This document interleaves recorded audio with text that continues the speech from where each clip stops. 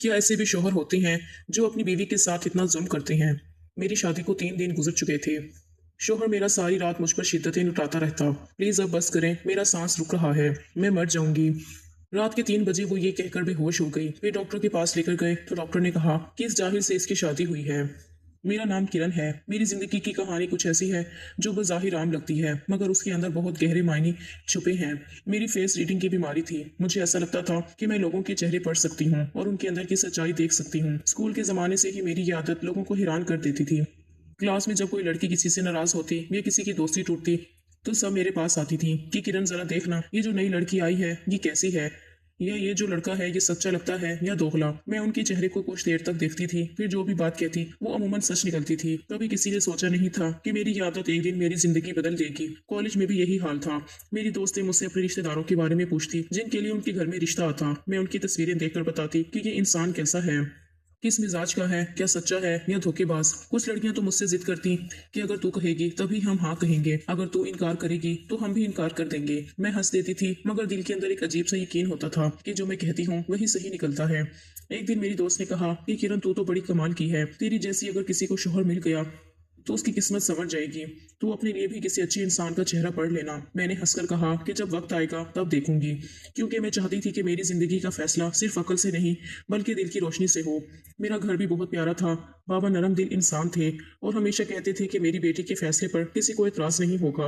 वो जिसे पसंद करेगी हम उसी से उसकी शादी करेंगे। माँ भी मेरे करीब थी, हम दोनों हर बात शेयर करते थे। इसलिए जब 2-3 रिश्ते आए तो सबसे पहले तस्वीरें मुझे दिखाई गई। मैंने सबको गौर से देखा। पहला रिश्ता एक बैंक वाले लड़के का था, शक्ल से बहुत पुरएतमाद मगर आंखों में गरूर था। दूसरा रिश्ता एक बिजनेसमैन का था जिसकी मुस्कुराहट के पीछे खुद गर्जी साफ दिखाई दे रही थी। मैंने माँ से कहा कि ये दोनों मुनासिब नहीं। और तीसरा रिश्ता जब आया तो मैंने तस्वीर देखते ही कहा कि ये इंसान शादीशुदा लगता है। माँ ने हैरान होकर पूछा कि तुझे कैसे पता। मैंने कहा कि उसकी आंखों में थकन है जो एक जिम्मेदारी निभाने वाले मर्द की होती है। बाद में पता चला कि वाकई वो पहले शादीशुदा था। तब माँ बाप को भी यकीन हो गया कि मैं लोगों के चेहरे पढ़ने की सलाहियत रखती हूँ। उसके बाद तो जैसे हर रिश्ते से पहले सब मुझे ही दिखाया जाता था। हर तस्वीर मेरे सामने रख दी जाती और कहा जाता कि किरण जरा बता तो दे ये कैसा है। मैं किसी तस्वीर को चंद लम्हे देखती और दिल में जो तासुर आता वही कह देती, कभी खुशी, कभी मायूसी, कभी खामोशी, मगर हर बार मेरी बात ठीक निकलती थी। फिर एक दिन मेरे लिए एक साथ 2 रिश्ते आए, एक डॉक्टर का और एक ऑफिस में काम करने वाले जमशेद का। माँ को डॉक्टर वाला रिश्ता बहुत पसंद आया, क्योंकि जाहिर है डॉक्टर के सामने बाकी सब पेशे छोटे लगते हैं। माँ ने कहा डॉक्टर है, पढ़े लिखे घर का है, पैसे वाला है। मैंने तस्वीर देखी तो दिल अजीब सा हो गया। उसके चेहरे पर गुरूर और जिद थी, जैसे वो अपनी मर्जी के खिलाफ कुछ सुन ही ना सके। मैंने माँ से कहा कि ये इंसान अंदर से मगरूर है, नफ्सियाती लग रहा है। माँ ने हैरत से पूछा कि नफ्सियाती कैसे। मैंने कहा कि ये वो लोग होते हैं जो बस अपनी बात मनवाते हैं, बाकी सबकी बातों को गलत समझते हैं। फिर मैंने दूसरी तस्वीर देखी जमशेद की। वो आम सा लड़का था, मगर उसके चेहरे पर एक अजीब सा सुकून था। आंखों में मासूमियत थी और मुस्कुराहट में खलूस। वो शक्ल से ही ऐसा लग रहा था जैसे अपनी फैमिली के लिए जीता हो। माँ से कहा कि ये सच्चा लग रहा है, ये वो इंसान है जो अपनी बीवी को कभी रुलाएगा नहीं बल्कि उसके साथ जिएगा। माँ ने कहा कि बेटा नौकरी दोनों की अच्छी है, लेकिन सोच ले डॉक्टर वाले के पास दौलत ज्यादा है। मैंने कहा कि दौलत तो लम्हाती सुकून देती है, मगर अगर दिल का सुकून छीन जाए तो फिर कुछ नहीं रहता। बाबा ने जब मेरी बात सुनी तो हंसकर कहा कि हमारी बेटी ने फैसला कर लिया है तो अब किसी को कुछ कहने की जरूरत नहीं, क्योंकि जिंदगी उसे गुजारनी है, हमें नहीं।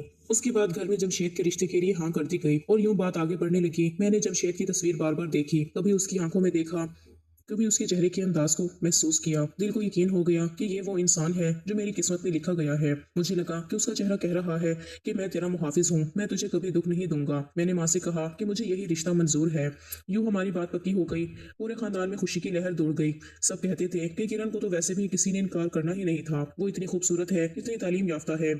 जमशेद के घर वाले तो जैसे किस्मत पर नाज कर रहे थे। मेरी जिंदगी एक नए मोड़ पर आने वाली थी, मगर मुझे क्या मालूम था कि वो चेहरा जिसे मैं सबसे ज्यादा सच्चा समझ बैठी हूँ वही एक दिन मेरी फेस रीडिंग की सबसे बड़ी आजमाइश बनेगा।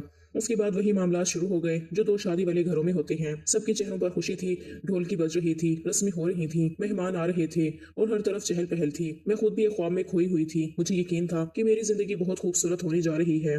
मेरी दोस्तें एक एक करके आ रही थी, सबने मुझे गले लगाया, दुआएं दी और कहा कि तेरा होने वाला शोहर बहुत ही मासूम लगता है, तूने तो जैसे छानबीन करके इंतखाब किया है, तेरे फैसले तो हमेशा सच्चे निकले हैं, फिर अपने लिए कैसे गलत फैसला करेगी। मैंने भी मुस्कुराकर सर उठाया और कहा कि हाँ, अब की बार भी मेरा अंदाजा गलत नहीं जा सकता। वो बिल्कुल वैसा ही है जैसा मैंने सोचा था। हंसी मजाक में वक्त गुजर रहा था। मेहंदी की रात को मैंने जर्द रंग का जोड़ा पहना था, बालों में गजरा लगाया था और दिल में एक सुकून सा था, जैसे मेरी सारी दुआएं कबूल हो गई हों। जमशेद की तरफ से भी दो चार बातें हो चुकी थी। फोन पर वो बहुत नरमी से बात करता था।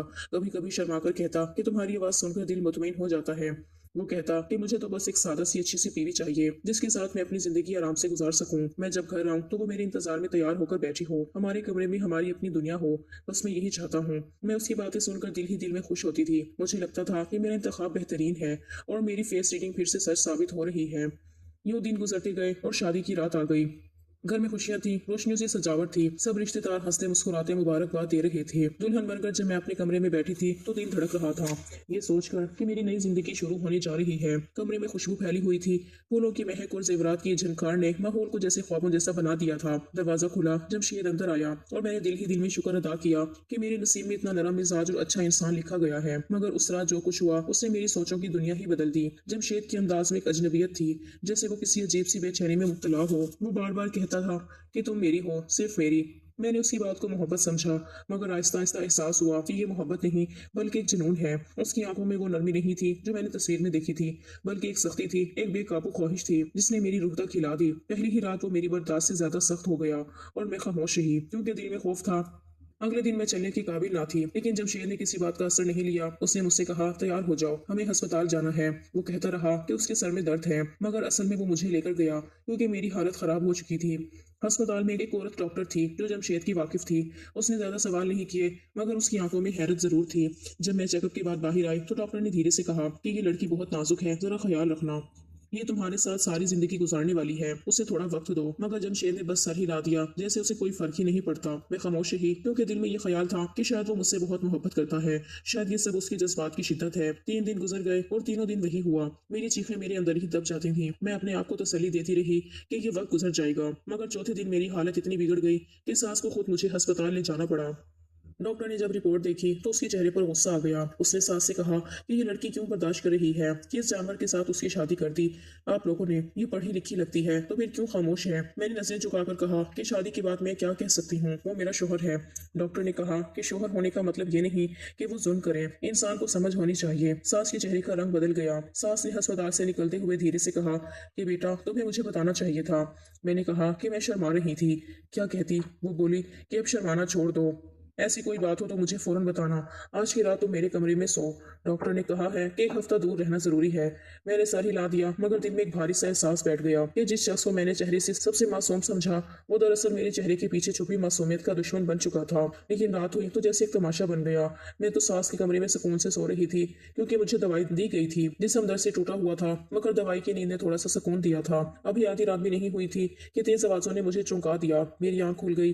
बाहर से शोर सुनाई दे रहा था। पहले तो मैंने सोचा शायद किसी बात पर बहस हो रही है, मगर फिर जब आवाज पहुंची, पहचानी, तो जिस्म कांप गया। वो जमशेद की आवाज थी। वो जोर शोर से चीख रहा था कि मेरी बीवी को मेरे कमरे में भेजो।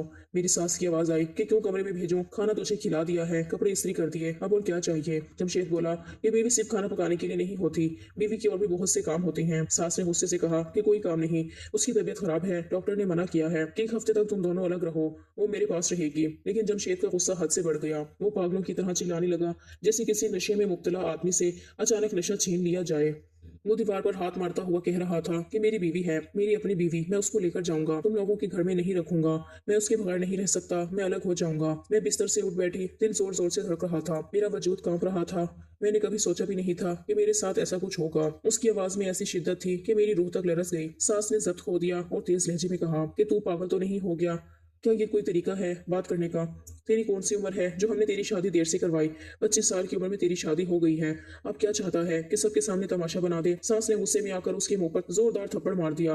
आवाज कमरे के अंदर तक गूंजी। मैं डर के मारे कांप गई। उसके बाद उसके अबू आ गए। उन्होंने बेटे को पकड़कर घसीटा और कहा, शर्म नहीं आती? अपनी माँ पर आवाज उठाता है, घर वालों के सामने ये हरकतें करता है।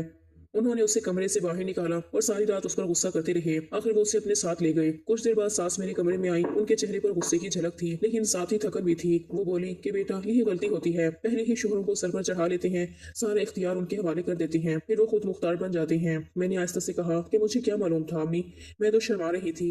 उन्होंने कहा, खैर अब अफसोस का कोई फायदा नहीं, मगर तुम सुन लो, ये खानदान ही कुछ ऐसा है, इनके मर्द सब एक जैसे हैं।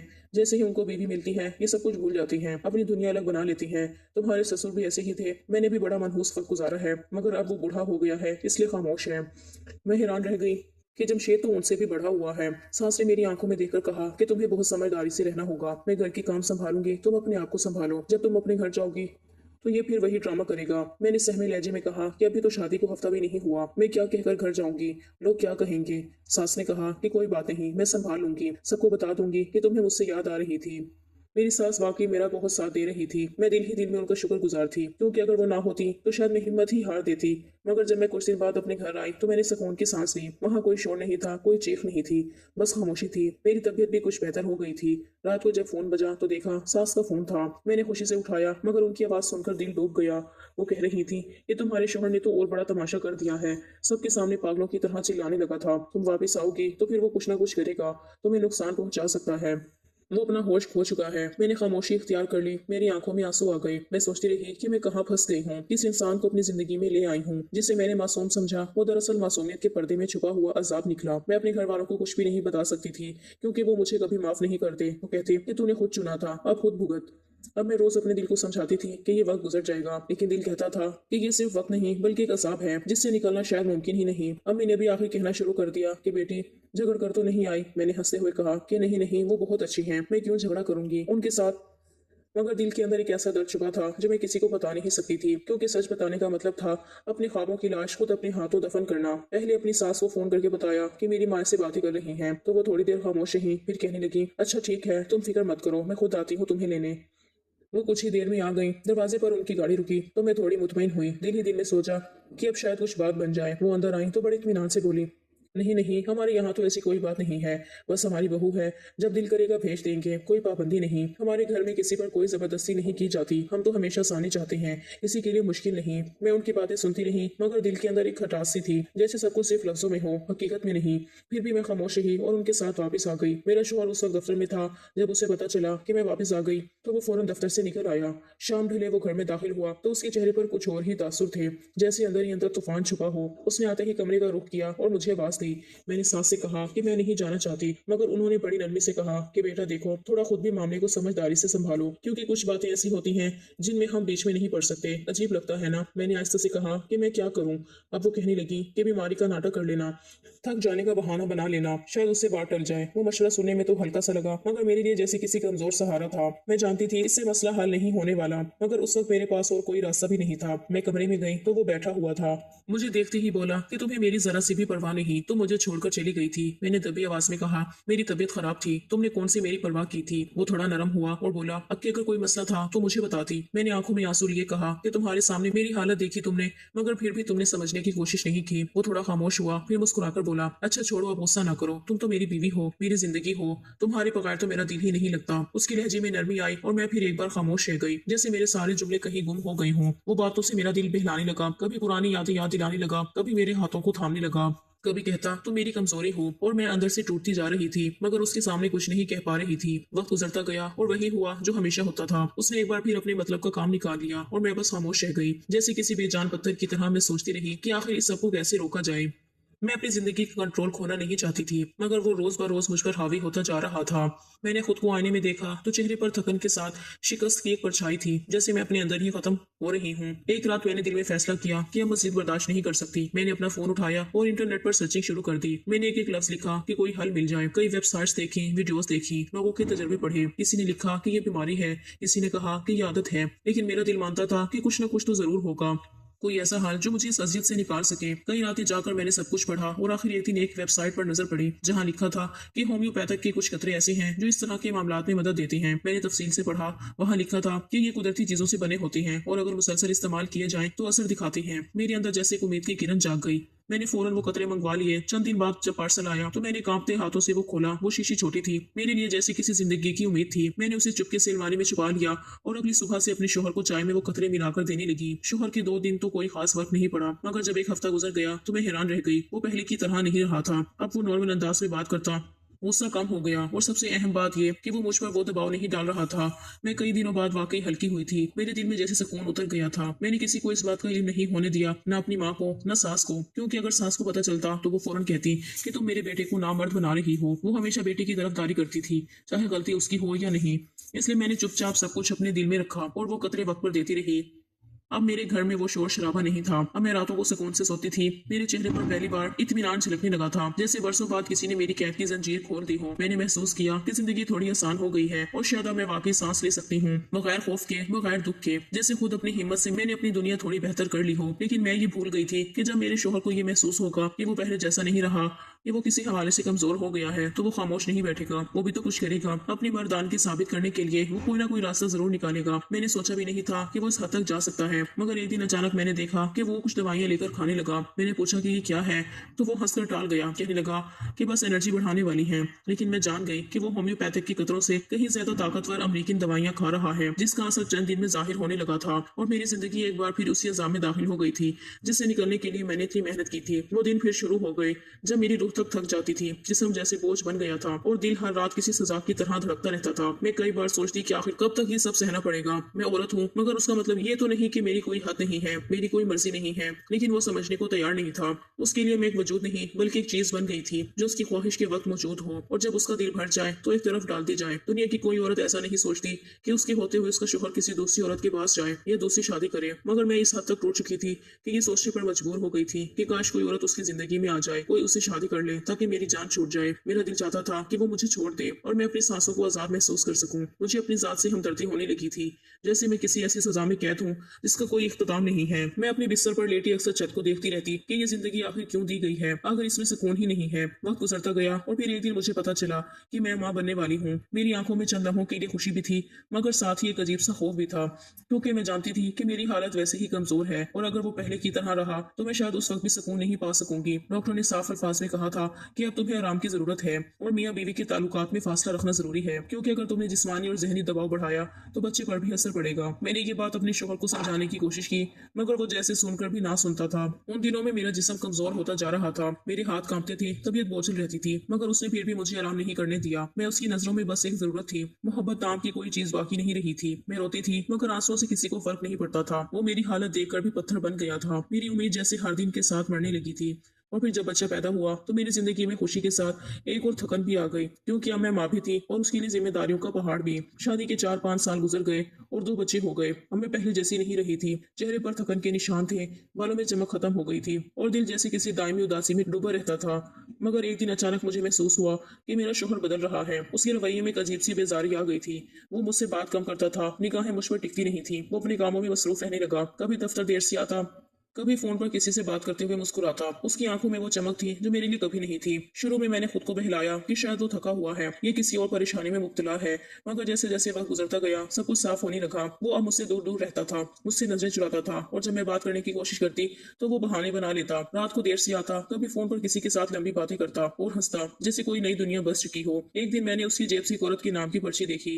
मेरा दिल दहल गया, लेकिन अजीब बात यह है कि मैं रोई नहीं, मुझे गुस्सा भी नहीं आया, बस एक खामोश सुकून सा महसूस हुआ, जैसे अंदर से कोई कह रहा हो कि अब तुम आजाद हो। मुझे यकीन हो गया कि उसकी जिंदगी में कोई और आ चुकी है, मगर मैंने खामोशी इख्तियार की।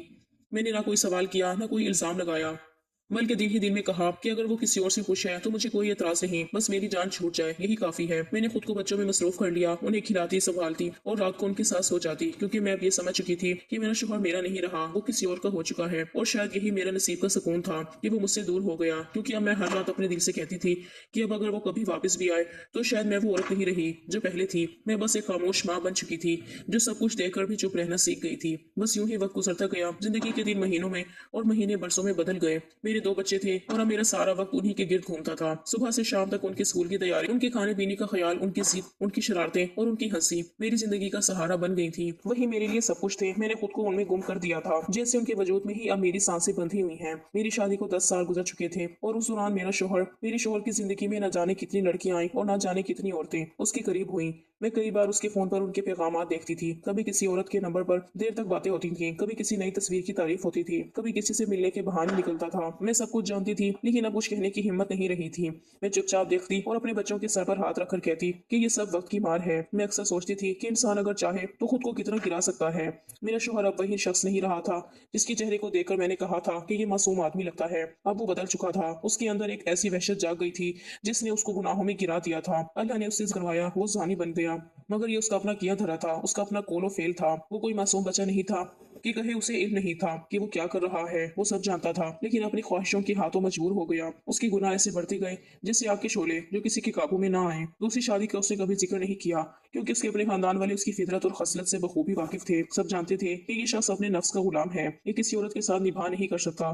वही सब कहते थे कि जिसने उसके साथ जिंदगी गुजार ली वो औरत वाकई बहुत साबिर है, और वो औरत मैं थी जो बदकिस्मती से उसके हिस्से में आ गई थी। मैं अक्सर सोचती थी कि मैंने तो चेहरों को पढ़ने का हुनर समझा था, मगर ये नहीं जानती थी कि कभी कभार चेहरे नहीं बल्कि किस्मत धोखा दे जाती है। चेहरों पे मासूमियत के पर्दे के पीछे अक्सर दरिंदे छुपे होते हैं। मैंने तो अपने यकीन को सच मान लिया था, मगर सच तो ये था कि कोई भी इंसान किसी के चेहरे से नहीं पहचाना जा सकता। फिर वो दिन भी आया जब मेरा शौहर 40 साल का हो गया। वक्त ने उसकी जवानी को खामोशी से छाट लिया। उसकी आंखों की चमक मानित पड़ गई, चेहरे की लकीरें गहरी हो गई थी और बदन की ताकत जैसे रेत बनकर बह गई थी। अब वो सीधी राह पे आ गया था। उसको अब वो औरतें याद नहीं रहती थी जो कभी उसकी गिरद मंडलाती थी। अब वो सुकून चाहता था।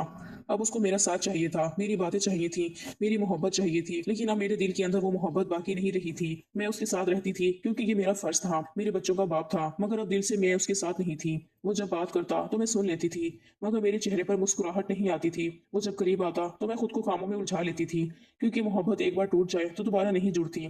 वो भी जानता था कि अब मैं वो किरण नहीं रही जो कभी उसके लिए सब कुछ थी। अब मैं बस उसकी जिम्मेदारी पूरी कर रही थी, और वो भी खामोश हकीकत को कबूल कर चुका था। माशरे में ऐसे ही तो ज्यादातर रिश्ते हो जाते हैं। मर्द अपनी जवानी संभाल नहीं पाते, अपनी ख्वाहिशों के पीछे भागते हैं, औरत को नजरअंदाज करते हैं, और जब बूढ़े हो जाते हैं, जब बाल सफेद हो जाते हैं, जब चेहरे की चमक मिट जाती है, तब उनको एहसास होता है कि वो तनहा हो गई हैं। तब वो औरत के पास लौटते हैं, मगर तब तक देर हो चुकी होती है। औरत के दिल में उनके लिए जगह नहीं बचती, वो उनके दिल से उतर चुके होते हैं और बस एक कोने में बैठकर वक्त गुजारते हैं। मैंने भी यही किया था। मैंने अपने बच्चों को अपनी टीम बना लिया था। वही मेरी दुनिया थे। उनके साथ हंसती, उनके साथ रोती, उनके साथ जीती और उन्हीं में खो गई। मेरा शौहर अब अक्सर कोने में बैठा होता, कभी अखबार पढ़ता, कभी मोबाइल पे वक्त गुजारता, क्योंकि अब उसके पास कोई नहीं था जिससे वो दिल की बात करे, और मेरे पास भी वो एहसास नहीं था जो कभी मोहब्बत कहलाता था। मेरी जिंदगी अब एक फर्ज बन गई थी, एक ऐसी कहानी जो शुरू तो हुई थी ख्वाबों से, मगर खत्म हुई थी खामोशियों में।